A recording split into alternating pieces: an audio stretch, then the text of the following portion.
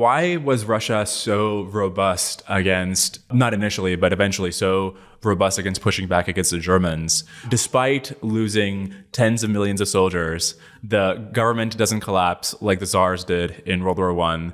And not only that, but a communist country is able to produce these really advanced tanks in large and reliable numbers. There's so many mysteries there, like why central planning worked, why the government didn't collapse, despite the fact that Stalin, killed off so many of his people. He would have been hated, right? But Hitler killed more and was more hated. What you're thinking about is, what did the Russians do? I'm going to flip it. It's, what did the Germans do? A useful concept comes from the Samuel Griffiths translation of Sun Tzu, which talks about death ground. What's death ground? It's when your enemy puts you on death ground, which means they're going to kill you. And therefore, you have no choice but to fight. Because if you don't fight, you're dead. And even if you fight, your odds are poor, but at least that's the only way you're going to get out. The Ukrainians initially welcomed the Germans. Why? Because Stalin and friends had imposed the terrible famine of the early 1930s on them, and they couldn't imagine that anything would be worse than that until they met Nazis, who then had them dig their own mass graves. The Ukrainians rethought that whole thing. And if you do this to people, you will conjure a formidable enemy. So that's what happened to Russia. You can see it happening to Ukraine now before your eyes. Go back before the invasion of Crimea in 2014. You've got Ukraine, which has a very corrupt government. And people were at sixes and sevens about whether they want to do Ukrainian things or Russian things. Okay, fast forward to now, where you have Russians blowing away the people who were most loyal to them in the eastern part of the country who didn't leave. Their apartment buildings are being leveled by Russians. Ukrainians think, this idea that we can coexist with these people is over. And our irony is Putin's forging Ukrainian national identity. And wars often do this. In the United States, we start out with our 13 colonies, and they're all very different. After the Revolutionary War, that starts forging a national identity. And by the time you get to the end of the Civil War, where you have northern armies, at least those people have been all over the country, they have a real sense of nation by the end of that one. It's interesting because the strategy we pursued with Germany and Japan was unconditional surrender. Mm-hmm. Now, do you think of that as different than, obviously we didn't commit genocide or anything, but do you think of that as different than the sort of total unlimited policy objectives that, for example, Germany had in Ukraine or Japan had in China? We also pursued unconditional surrender against the South in the Civil War, right?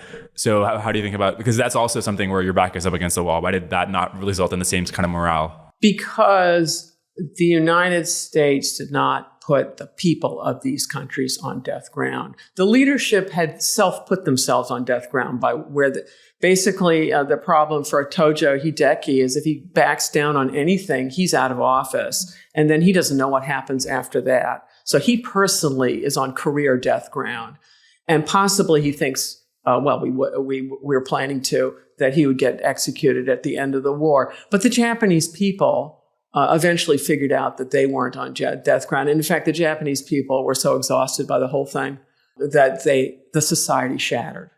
But the United States was never going to put the German people, start massacring them in the way that the Russians massacred the Poles when they moved in. The Germans massacred the Poles. How do you wind up with 8 or 9 million Polish deaths in World War II? Think about that. It's a large number. It's because they're massacring. They're being massacred. But there was a firebombing of Tokyo and Dresden and Berlin. I think it was in your book that 84,000 people died in that one night firebombing in Tokyo. Yes. It's terrible. Why did that not put them in the mind frame of a sort of total death ground? Well, A, I don't know, but B, Japan had been at war since 1931 in China. They'd been sending large armies. This isn't like recent U.S. wars, the counterinsurgencies in Iraq and Afghanistan. They're sending hundreds of thousands of troops to occupy Manchuria. The Chinese don't give up. It goes on and on and on. So by the time you're getting to 1945, it's a long time. Also, they had committed atrocities in China, and they knew all about it, and the atrocities got even better.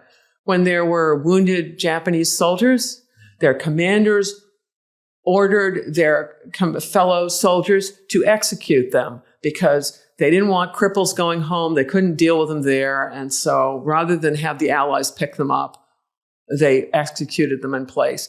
Can you imagine how Japanese soldiers felt about this? How do we explain the high morale, the famously high morale of the Japanese military, where they would refuse to surrender even after given orders by their superiors, despite knowing about these things that you were talking about? It's true. It's because it's a different culture.